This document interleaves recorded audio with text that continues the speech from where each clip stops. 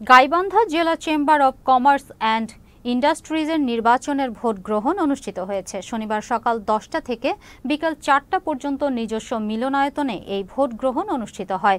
এই নির্বাচনে 3টি প্যানেলে অর্ডিনারি গ্রুপে 26 জন এবং অ্যাসোসিয়েট গ্রুপে 10 প্রার্থী প্রতিদ্বন্দ্বিতা করেছেন।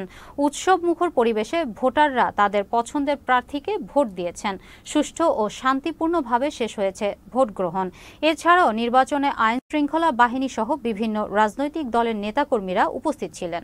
উৎসব মুখর পরিবেশে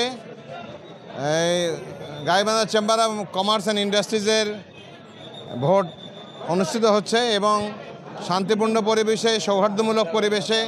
দীর্ঘদিন পর স্বৈরাচার ফ্যাসিস্ট মুক্ত পরিবেশে এই চেম্বার অ্যান্ড কমার্সে ভোট হচ্ছে। গতানুগতিক যে ধারা সেটাকে উতরে আজকে যে ভোটের যে অবাধ নির্বাচন হতে যাচ্ছে, আমি মনে করি এইবার ভোটে তারুণ্যের যে একটা উদ্দীপনা দেখছি, তরুণ ব্যবসায়ীরা এগিয়ে এসেছে চেম্বারে।